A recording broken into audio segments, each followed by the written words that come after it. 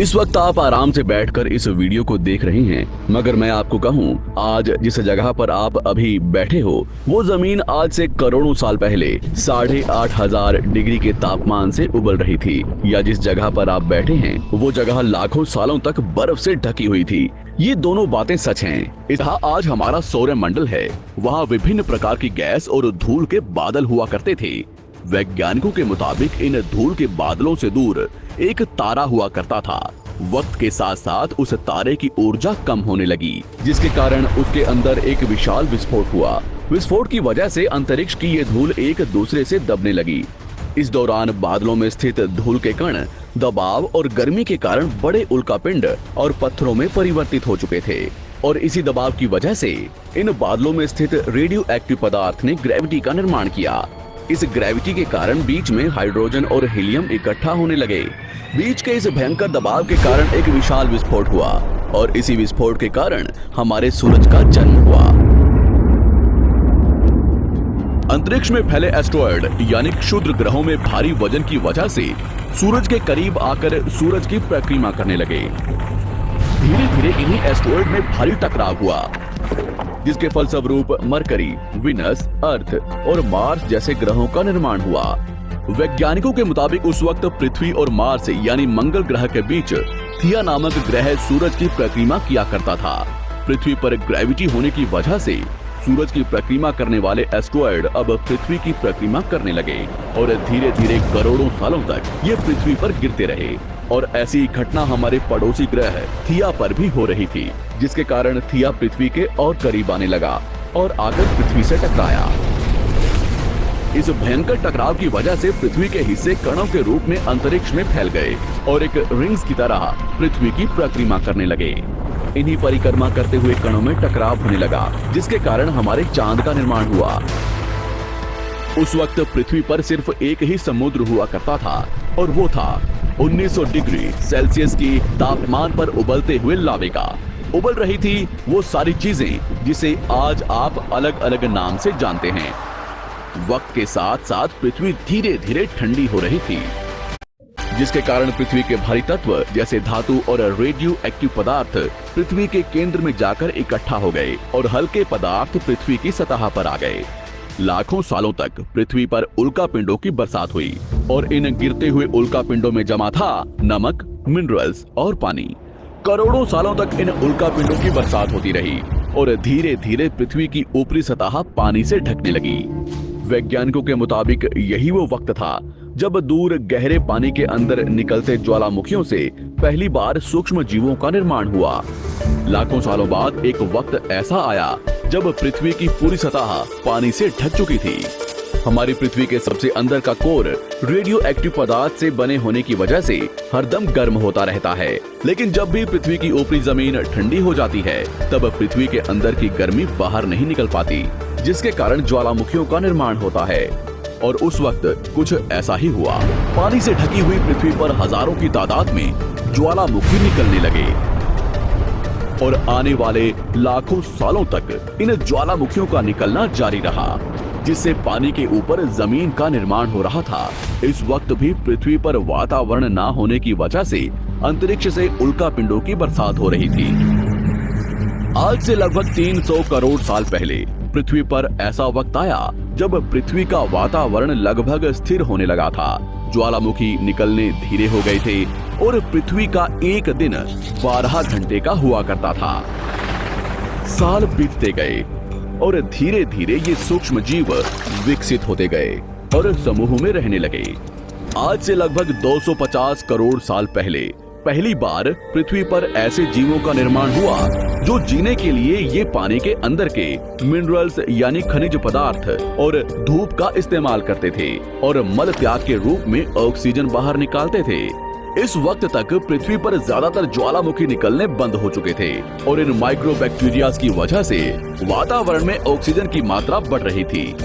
वातावरण में ऑक्सीजन बढ़ने की वजह से पृथ्वी का वायुमंडल बनना शुरू हुआ, और आने वाले हजारों सालों तक वातावरण में ऑक्सीजन की मात्रा बढ़ती रही, जिसकी वजह से पृथ्वी के ज्यादातर हिस्सों में ये सूक्ष्म जीव फैल गए।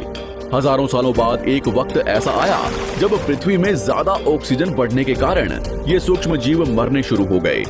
उस वक्त तक पृथ्वी का वातावरण ठंडा होने के साथ साथ ऑक्सीजन से भी भर चुका था, जिसके कारण जमीन और वातावरण में स्थित आयरन यानी लोहे के मिनरल्स पानी में स्थित ऑक्सीजन से रिएक्ट होने लगे। और एक वक्त ऐसा आया जब पृथ्वी की जमीन आज के मार्स के जैसे लाल हो चुकी थी। वक्त बीतने के साथ साथ धरती की टेक्टोनिक प्लेट्स में दरार होने लगी, जिसके कारण पृथ्वी के अंदर का लावा जमीन की तरह कई लाखों सालों तक खुला उबलता रहा। और यही वो कारण था जिसके कारण पृथ्वी के वातावरण में कार्बन डाइऑक्साइड की मात्रा बहुत बढ़ गई और पृथ्वी पर एसिड की वर्षा शुरू हो गई। एसिड रेन की वजह से पृथ्वी का तापमान घटने लगा और तापमान इतना घटा कि पृथ्वी के ऊपर स्थित पानी बर्फ में परिवर्तित होने लगा। पृथ्वी पर पहली बार भयंकर आइस एज आया। इस वक्त पूरी पृथ्वी सफेद बर्फ से ढक चुकी थी।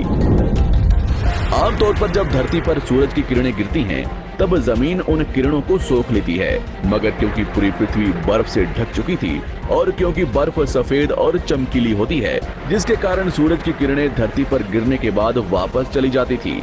इसी कारण से पृथ्वी कई लाखों सालों तक बर्फ से ढकी रही, मगर फिर से पृथ्वी के अंदर स्थित गर्मी ज्वालामुखी के रूप में निकलना शुरू हो गई और इन ज्वालामुखियों से निकलने वाली गर्मी ने बर्फ को पिघलाना शुरू कर दिया। इसी बीच पृथ्वी की गहराई में बचे कुछ सूक्ष्म जीव धीरे धीरे बदल रहे थे और अब वो ऑक्सीजन को अपने शरीर को बड़ा और जटिल बनाने के लिए इस्तेमाल करने लगे थे। इस बीच पानी में अलग से भी छोटे समुद्री पौधे निकलने शुरू हो चुके थे। बाहर जैसे जैसे ज्वालामुखी निकल रहे थे, वैसे वैसे वातावरण कार्बन डाइऑक्साइड की वजह से गर्म हो रहा था। वक्त के साथ साथ बर्फ तो पिघलने लगी, मगर धरती पर फिर से एसिड की वर्षा शुरू हो गई, जिसके कारण फिर पृथ्वी ठंडी होने लगी और फिर पृथ्वी की ज्यादातर सतह बर्फ से ढक गई। ऐसा बार बार कई हजारों सालों तक होता रहा और इसी कारण से अब समुद्री जीव धीरे धीरे वातावरण के हिसाब से विकसित हो रहे थे। इस बीच कई सारे जीव और समुद्री जंगल्स विलुप्त हो गए, मगर जो बच गए वो धीरे धीरे पृथ्वी के बदलते तापमान के हिसाब से ढलते गए और अब हजारों सालों बाद समुद्री पेड़ बर्फ की वजह से पूरी तरह से मरते या सूखते नहीं थे। अब सूक्ष्म जीव समुद्री जीव बन चुके थे। जब फिर से ज्वालामुखियों ने पृथ्वी की बर्फ जल्दी विकसित होकर फैल गए, धीरे धीरे वातावरण में ऑक्सीजन की मात्रा बढ़ने लगी और पृथ्वी पर होने वाली एसिड की वर्षा कम होने लगी। वातावरण में ऑक्सीजन आने की वजह से पृथ्वी की ओजोन लेयर्स मोटी होने लगी और आज से लगभग 47 करोड़ साल पहले पृथ्वी की ऊपरी सतह पर पहली बार मोसोस नामक प्लांट उगना शुरू हुआ। वक्त के साथ साथ जमीन पर अलग अलग प्रकार के पौधे और पेड़ उगना शुरू हुए। एक वक्त ऐसा आया जब जमीन के पेड़ों की लंबाई लगभग 80 से 100 फीट जितनी या आज के 5 से 6 मंजिला बिल्डिंग जितनी ऊंची हो चुकी थी। ये वो वक्त था जब समुद्री जानवर समुद्र से बाहर निकल रहे थे और जमीनी जानवरों में परिवर्तित हो रहे थे। धरती की ज्यादातर जमीन एक जगह इकट्ठी हो चुकी थी, जिसे आज हम पैंजिया महाद्वीप के नाम से जानते हैं। पृथ्वी का वातावरण और तापमान लगभग स्थिर हो चुका था और अब करीब 21 से 23 घंटे का दिन हुआ करता था। अब समुद्री जीव पानी से बाहर रहने लगे थे और वातावरण के हिसाब से उनके शरीर का रंग रूप बदल रहा था। धीरे धीरे ये जमीनी जानवर डायनासोर्स में परिवर्तित हो गए। जिन डायनासोर्स ने पेड़ पौधे खाने शुरू कर दिए, उनका शरीर लंबा और विशाल रूप से विकसित होने लगा। कुछ डायनासोर्स शिकार किया करते थे, जिसके कारण वे छोटे और तेज होते चले गए।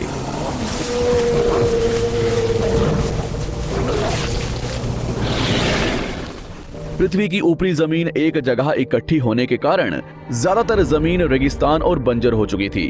ज्यादातर जंगल समुद्र के करीब हुआ करते थे, जिसमें डायनासोर्स रहा करते थे। आज से लगभग 20 करोड़ साल पहले पैंजिया महाद्वीप टूटना शुरू हो गया। पैंजिया के विभाजित होने की वजह से पृथ्वी की ज्यादातर ऊपरी जमीन पानी के संपर्क में आने लगी, जिसके फलस्वरूप पृथ्वी पर हरियाली बढ़ती गई, जिस वजह से डायनासोर्स और ज्यादा विभिन्न और विशाल होते चले गए। डायनासोर्स ने आने वाले लगभग 20 से 30 करोड़ सालों तक पृथ्वी पर राज किया। उस वक्त डायनासोर्स समुद्र से लेकर जमीन और आसमान तक पूरी पृथ्वी पर राज किया करते थे। इस दौरान अफ्रीका से टूटा भारत सीधे आकर आज के तिब्बत से टकराया और इस टकराव की वजह से हिमालय का निर्माण हुआ। आज से लगभग 6.5 करोड़ साल पहले पृथ्वी की तरफ आज के माउंट एवरेस्ट से भी बड़ा लगभग 4.5 लाख करोड़ किलो जितना वजनिया उल्कापिंड लगभग 80,000 किलोमीटर प्रति घंटे की स्पीड से पृथ्वी की तरफ आ रहा था। पृथ्वी की सतह को छूते ही उसमें भयंकर आग लगी और वो जलते हुए सीधा पृथ्वी से टकराया। इस टकराव से निकलने वाली ऊर्जा आज के 10 करोड़ परमाणु बम एक साथ फटने के बराबर थी। जहां ये उल्कापिंड गिरा, वहां के जानवर और पेड़ तुरंत भाप बनकर जल गए। गिरते ही पृथ्वी पर पूरी तरह धूल फैलने लगी। समुद्र में भयंकर बाढ़ आने लगी। भूकंप और आग ने पृथ्वी को जलाना शुरू कर दिया। कुछ ही घंटों में पूरी पृथ्वी के वातावरण में हानिकारक गैस और धूल की वजह से पृथ्वी नर्क हो चुकी थी। डायनासोर्स, घुटन, आग और भूखमरी से पूरी तरह विलुप्त हो गए। इस वक्त हमारे पूर्वज जमीन के अंदर रहा करते थे, जिसके कारण वो इस विशाल प्रलय से बच गए। पृथ्वी का वातावरण पूरी तरह से काला और अंधेरा हो चुका था, जिससे धूप भी जमीन तक नहीं पहुंच पा रही थी। पृथ्वी के पेड़ और ज्यादातर जानवर विलुप्त हो गए। वातावरण में धूल और हानिकारक गैस के कारण पृथ्वी पर फिर से एसिड की वर्षा शुरू हो गई और फिर पृथ्वी ठंडी होकर बर्फ से ढक गई। लेकिन इस बार पृथ्वी की बर्फ लाखों सालों तक नहीं जमी रही और 80 से 90 हजार साल बाद ये बर्फ पिघलनी शुरू हो गई। जैसे ही धरती पर वातावरण फिर से पहले जैसा होने लगा, वैसे ही ये छोटे जीव जमीन से बाहर आना शुरू हो गए। उस वक्त पृथ्वी की बर्फ पिघलनी शुरू ही हुई थी, जिसके कारण अफ्रीका में घने ठंडे जंगल हुआ करते थे और इसी बीच ये जमीनी जीव बंदरों में परिवर्तित हुए। मगर जैसे जैसे पृथ्वी गर्म होने लगी, वैसे वैसे अफ्रीका के ये जंगल सूखने लगे। जंगल की चीजें खाने वाले बंदरों को खाने की कमी होने लगी। खाने की तलाश में इन बंदरों ने अपने पैरों पर चलना शुरू कर दिया, जिससे उन्हें दूसरे जानवरों के शिकार करने में मदद मिलती थी।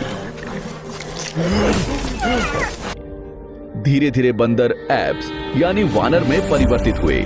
खाने की तलाश में ये एप्स पृथ्वी के दूसरे हिस्सों में फैलने लगे और धीरे धीरे उनके शरीर का रंग रूप वहां के मौसम के हिसाब से बदलता गया। वक्त के साथ साथ हम आदिवासी बने। हमने हथियारों से लेकर आग का आविष्कार किया। हम धीरे धीरे इंसान के रूप में विकसित हुए।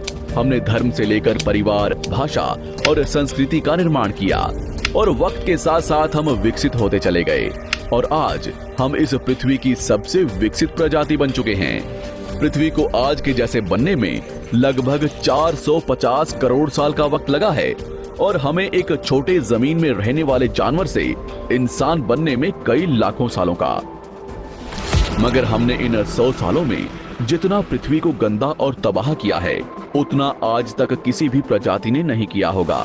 हम फिर से धरती को गर्म कर रहे हैं और कार्बन डाइऑक्साइड की मात्रा बढ़ा रहे हैं। वैज्ञानिकों का मानना है कि पृथ्वी पर फिर से विशाल परिवर्तन होने वाला है। भविष्य में पृथ्वी कैसी होगी, जानेंगे हमारी अगली वीडियो में।